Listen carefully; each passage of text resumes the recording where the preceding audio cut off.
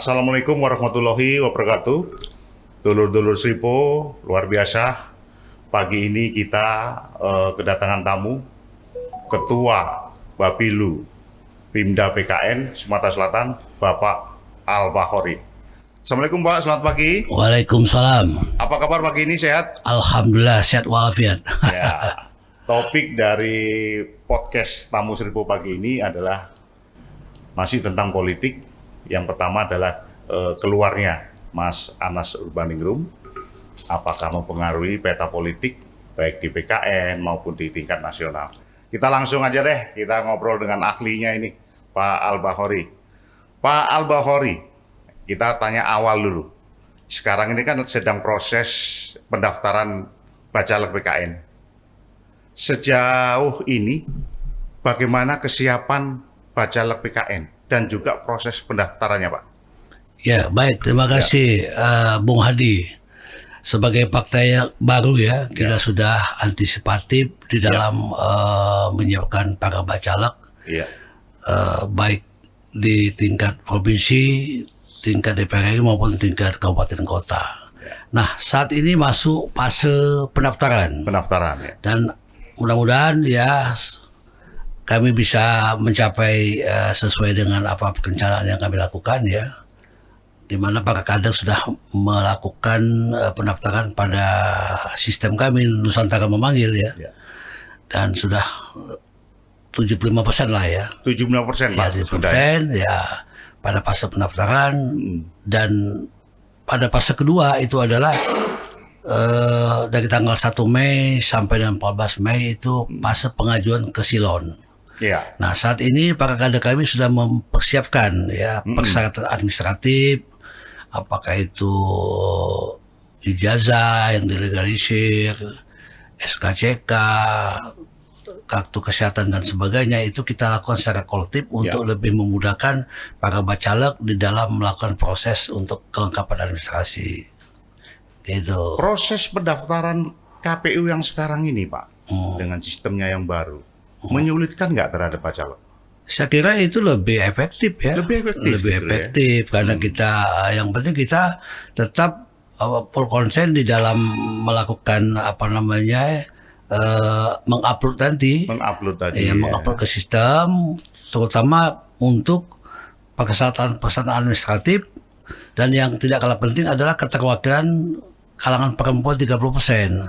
Karena kalau tidak ada keterwakilan 30% itu tidak akan diverifikasi karena tidak memenuhi kuota dari apa yang dipersakan dalam undang-undang. Oh, ketat ya sekarang. Ketat sekali ya. Iya. Baik, Bung Albar, luar biasa. Barusan Anas Urbaningrum, ini tokoh juga selain Pak Gede Pasek, keluar penjara dan ternyata disambut antusias para pendukung. Bahkan para netizen pun berkomentar positif. Apa ada pengaruh keluarnya Anas ini di daerah khususnya Sumatera Selatan? Ya, sangat berpengaruh ya. Sebelum saya menjelaskan apa impact terkait dengan kebebasan seorang Anas ya, bahwa sosok pemimpin itu harus memang memiliki karakter yang kuat ya, kuat, inspiratif, aspiratif, kreatif ya, bahkan akomodatif ya. Ini dimiliki oleh seorang Anas Urbaningrum ya. Ya. Nah, ini sangat menentukan di dalam kepartaian ya, perlu ada semacam figur publik yang kuat ya. Figur publik yang kuat. Nah, Anas Urbaningrum ini ya dalam kaitan dengan Partai Kebangkitan Nusantara merupakan sosok yang juga mempelopori terbentuknya Partai Kebangkitan Nusantara ini ya. Dan partai ini dibentuk oleh para loyalis Anas Urbaningrum ya. Sehingga diharapkan dengan bebasnya Anas Urbaningrum ini akan dapat mendongkrak popularitas Partai Kebangkitan Nusantara khususnya pada Pileg 2024 dan menambah semangat menambah spirit lah ya. Spirit. Ya. Bung Albar nih, sebagai Master Ilmu Komunikasi dan saat ini menempuh jenjang S3 Ilmu Komunikasi Politik. Adakah pengaruh, Bung Albar, keluarnya Anas Urbaningrum ini terhadap kemenangan PKN di pusat? Ya, saya kira kita belum bicara kemenangan dulu ya. Ya. Tapi energi positif ya dengan kehadiran Bung Anas ini sangat betul-betul mempunyai pengaruh yang cukup signifikan ya, terutama bagi para kader ya. Kita ketahui bahwa Anas ini kan merupakan politisi muda yang cukup brilian dan sedikit fenomenal ya. Pada saat beliau memberikan statement di Monas itu ya, sehingga fenomenal ya. Nah, memang kami beranggapan bahwa seorang pemimpin yang kuat tuh ya harus banyak cobaan ya, rintangan ya. Kalau kita melihat sosok atau tokoh-tokoh sentral ya, baik di tingkat lokal, nasional maupun di luar negeri, kita lihat ada Soekarno ya.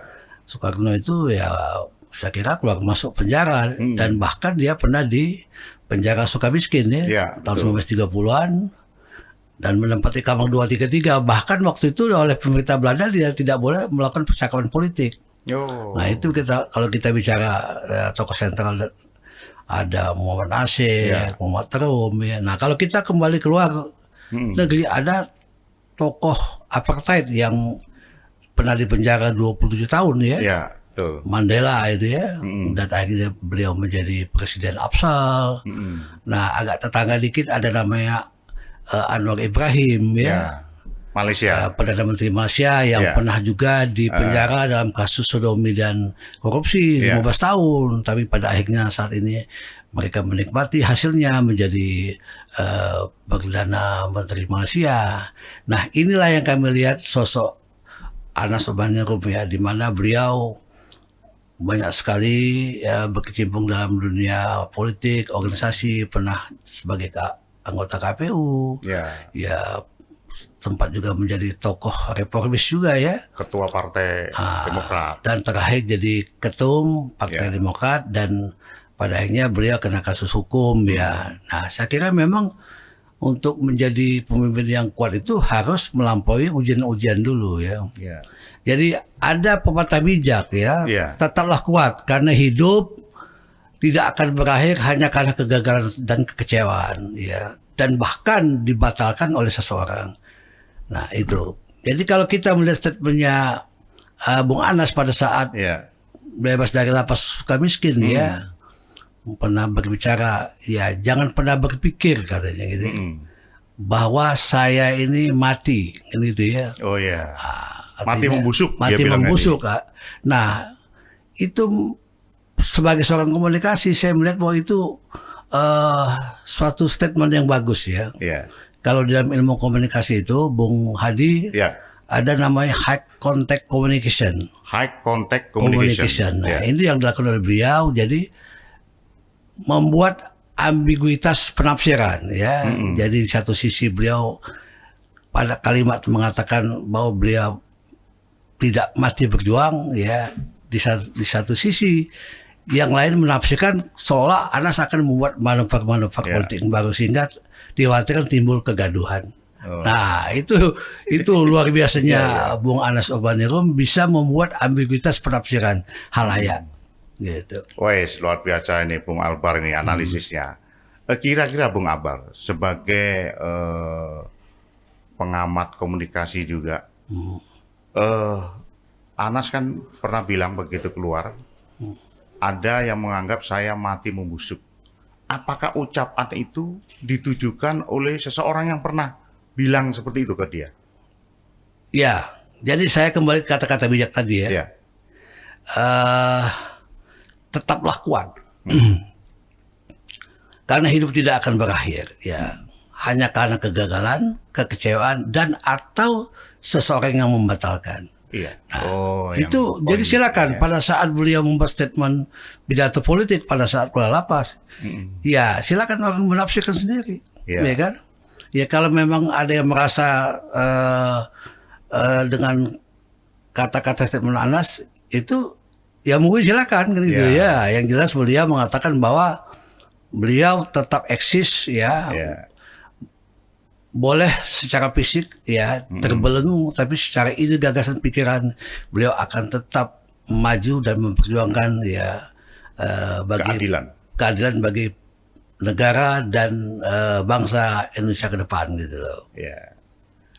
Lalu menurut Bung Albar, apakah Anas bakal paling tidak menggeser peta politik tanah air? Misalnya kubu Anas akan merapat ke kelompok kontra Demokrat atau mempengaruhi internal Demokrat itu sendiri. Ya. Ini kan kebetulan dia masih beristirahat ini, belum beraksi. Saya selaku kader PKN tidak mau menafsirkan dulu ya. Tapi yang jelas bahwa kalau kita melihat historikalnya Bung Anas, ya dia pernah menjabat sebagai PB HMI, ya pernah jadi ketum Demokrat, ya saya nggak tahu bagaimana dinamika politik ke depan dia dengan sosok Anas Urbaningrum, dan menurut pandangan saya ini akan membuat suasana politik semakin berkompetitif. Semakin kompetitif. Ya itu Bung Adi. Ya. Jadi semakin seru ini Pak kira-kira Pak. Ya mudah-mudahan ya. Politik itu kalau semakin seru semakin seperti apa Bung Albar? Bagaimana? Politik kalau semakin seru, menurut Bung Albar itu semakin apa ya? Semakin enak, menarik atau seperti apa? Saya kira bagus, akan melahirkan pemimpin-pemimpin yang lebih strong ya. Ya dengan adanya kompetisi yang ketat. Silakan masyarakat rakyat yang memilih. Ya, tapi kalau cuma satu yang kandidatnya ya, yang tokoh yang figurkan agak sedikit pilihannya ya, semakin banyak semakin bagus. Dinamikanya kurang naik turun gitu kira-kira ya. Kalau fluktuatif.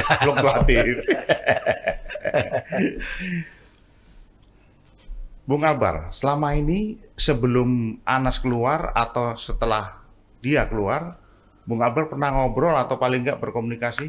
Ya, secara face to face kita pernah ngobrol waktu beliau ada di Sukamiskin ya. Yang saya simak dari pembicaraan dengan beliau memang seorang politisi yang memang mumpuni dan mempunyai pemikiran gagasan yang brilian ya.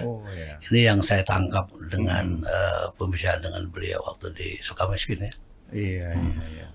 Apa komentar tentang PKN Sumsel? PKN Sumsel saya kira saran-sarannya? Ya, saat ini kita eksis ya. Eksis itu dibuktikan dengan banyaknya para politisi, birokrasi, maka profesi yang bergabung dengan kita. Nah, artinya eksistensi Partai Kebangkitan Nusantara di Pimda PKN Sumsel ya cukup diterima di masyarakat Sumsel gitu loh.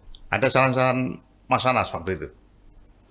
Ya, banyak sih ya. Banyak yang beliau sarankan bagaimana strategi di dalam menarik simpati masyarakat ya, program-program apa saja yang perlu dilakukan, terutama terkait dengan keberpihakan dengan masyarakat baik itu masyarakat bawah maupun masyarakat menengah gitu ya. Itu saran beliau waktu itu ya. Ada rencana untuk mengundang Anas ke Sumsel? Oh ya pasti. Jadi beliau bahkan punya keinginan pada saat nanti safari politik ya. Beliau roadshow nanti salah satunya pertama yang akan dikunjungi adalah Palembang, Sumsel. Ini saya dengar karena memang lumayan berprestasi ya dibanding seluruh Indonesia ya PKN Pimda Sumsel ini. Ya. Agak lebih menonjol lah ya, lebih menonjol ya. Digarap lebih serius gitu kira-kira Bung Albar ya. Memang kerja itu harus kerja fokus ya. Kalau fokus hasilnya juga akan maksimal kan gitu. Kabar santer ini yang saya dengar ini menyebut Pileg 2024 ini digelar dengan sistem tertutup. Apa dampak terhadap parpol baru? Merasa diuntungkan tidak dengan sistem ini? Iya, jelas. Jadi memang di dalam sistem tertutup terkait dengan dampak parpol baru betul-betul sangat luar biasa ya. Karena memang kita parpol yang baru yang belum dikenal masyarakat ya, dan tentunya ya kita bisa memaksimalkan kader-kader partai dulu gitu ya untuk bisa kita usulkan dan insya Allah dapat duduk di parlemen baik tingkat nasional, tingkat provinsi maupun tingkat kabupaten kota ya. Nah kalau terbuka, satu kita akan kesulitan mencari bacalek ya, dan kedua secara kualitas akan sulit kita lakukan. Ya secara kuantitas yes oke, tapi secara kualitas sulit. Dan jadi banyak juga yang bacalek itu sangat awam dalam dunia politik ya. Nah konsekuensinya pada saat dipilih oleh masyarakat tidak menutup kemungkinan ke depan mereka terpilih.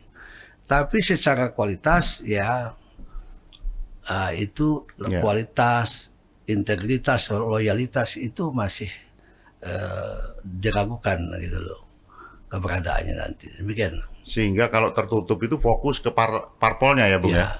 Kalau tertutup kita lebih tahu yang mana kader kita yang memang berjuang untuk partai, ya loyalis partai, yang mana kader yang memang secara kapasitas, ya, secara pengalaman mempunyai kualitas untuk dapat ditempatkan di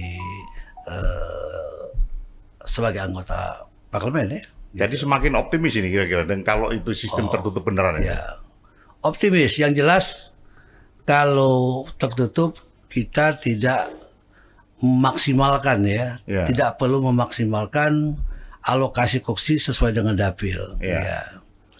Karena target kita umpamanya dapil minimal 1 atau 2 ya, dia tidak perlu kuantitas, banyak yang penting kualitas. Nah, kenapa? Karena di dalam sistem proporsional tertutup itu yang kita branding adalah program partai, simbol partai ya, tidak membranding personal. Kita hanya fokus kepada political branding sama political marketing. Nah kalau terbuka kita fokus juga ke personal branding. Karena harus kenal masyarakat. Iya, supaya Pak Caleg ini dikenal, populer di konstituennya, supaya dia dapat terpilih kan.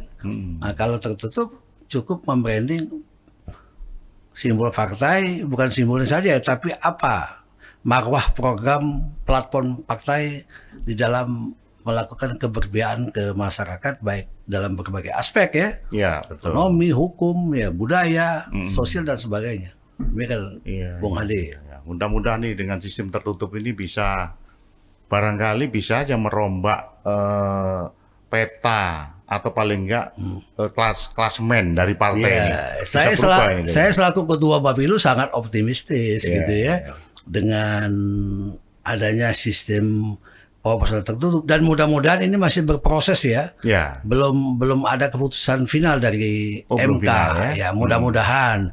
Tapi apapun lah keputusan MK maupun terbuka apakah tertutup, kami selaku partai baru siap berjuang di dalam kontestasi politik Pileg 2024 mendatang. Luar biasa ya, PKN. Bung Albar, saya dengar nomor 9 PKN yang kemarin sempat diundi, ada hikmah tersendiri bagi PKN, khususnya PKN Sumsel. Apa itu hikmahnya, Pak? Bukan hikmah ya, jadi apa namanya, menambah semangat ya. Semangat. Karena angka 9 ini mempunyai filosofi yang cukup dalam ya. Kalau kita melihat dari sisi angka kan gampang dihafal, angka paling tinggi 9. Nah kalau kita kembali ke aspek historical sejarah, ya bahwa Sumsel eksis dan jaya pada zaman kerajaan Sriwijaya. Abad ke-9 ya. Dan dialiri oleh anak sungai ya, Batanghari 9, Batanghari 9 kan sumber kehidupan. Nah kalau kembali ke saya pribadi, kebetulan anak saya 9. Mudah-mudahan akan membawa keberkahan, kebaikan buat kita gitu loh. Ya.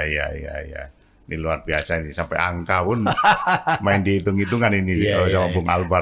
Kalau Bung Hadi dari Jawa ya? Iya, dari Jawa. Nah, kita kenal dengan Wali Songo toh? Iya, iya. Iya. Penyebar agama Islam pertama di Pulau Jawa, Iya. Wali Songo. Jadi kalau suku kata Jawa itu J itu 6. Oh ya. Wow itu 3. 6 tambah 3 9. Wah. Jadi Jawa juga artinya 9 ini. 9. Iya, iya, ya. Mudah-mudahan lah. Ini apa istilahnya Perpaduan ya. perpaduan 9 yang meskipun menurut dipadu-padukan, tapi mudah-mudahan paling tidak menambah optimistis. Iya. Ada satu hal yang membuat Ya. masyarakat supaya lebih familiar terhadap partai kita ya. Ya. Kan kalau ininya Partai Kebangkitan Nusantara ya. Supaya tidak lupa bisa saja kalau di Palembang namanya Partai Kitonian. Jadi PKN Partai Kitonian. Kalau di daerah-daerah itu kan macam-macam, ada gaya Melayu kayak Batu Raja lah kan gaya Melayu. Partai Kitonian.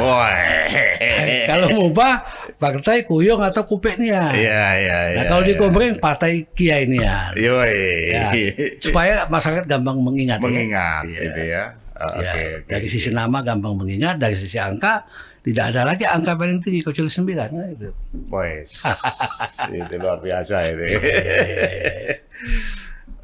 Secara umum optimis PKN Sumsel ini dapat berapa kursi, Pak? Atau paling nggak berapa target kursi?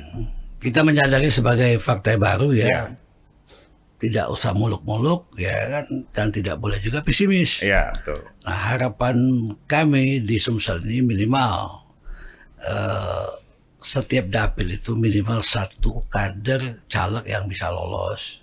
Satu dapil, contoh, 1 kader. Contoh untuk DPR RI kan ada 2 dapil ya, Sumsel 1, Sumsel 2. Ya. Untuk DPRD provinsi ada 10 dapil. Ya. Nah mudah-mudahan baik tingkat nasional, tingkat provinsi maupun tingkat kabupaten kota ada kader caleg kita yang bisa masuk di dalam parlemen sehingga eksistensi Partai Kebangkitan Nusantara di Palembang ini dapat dirasakan oleh masyarakat Sumsel. Iya, iya. Bung Albar, apakah ada himbauan untuk masyarakat terkait PKN sebagai parpol baru? Seperti apa, Pak? Silakan. Ya, saya kira sebagai partai baru ya kami berpesan bahwa pilihlah partai yang memang nanti bisa menyampaikan program yang berpihak kepada masyarakat kan gitu ya. Dan partai yang bisa mengakomodasi segala kepentingan ya, baik dalam berbagai aspek ya kehidupan ya. Dan Partai Kebangkitan Nusantara ya salah satu partai yang memang layak untuk dipilih. Layak untuk dipilih. Jangan pilih partai lama terus. Coba yang baru kan gitu. Karena sesuatu yang baru itu akan lebih indah. Gitu. Akan banyak program-program baru yang disajikan. Betul. Bisa diulangi, Pak, program-program PKN yang menyentuh ke masyarakat kemarin? Ada olahraga atau apa, Pak, seperti? Ada 5 kalau nggak salah. Jadi kalau kita bicara program unggulan ya, salah satu program unggulan kita membuat program kerja yang peduli kepada masyarakat. Baik dalam bidang ekonomi, ya kan, dalam bidang sosial budaya, pendidikan, ya, semua akan kita masuki, termasuk di bidang seni, baik olahraga, kesenian, ya, supaya kehadiran daripada Partai Kebangkitan Nusantara ini dirasakan terutama pada masyarakat menengah dan bawah. Saya kira luar biasa obrolan kita dengan Bung Albar, Ketua Bapilu PKN Sumatera Selatan. Demikian dulur-dulur Sripo, sampai ketemu lagi di podcast Tamu Sripo berikutnya. Terima kasih. Wassalamualaikum warahmatullahi wabarakatuh. Terima kasih, Pak Al. Terima kasih.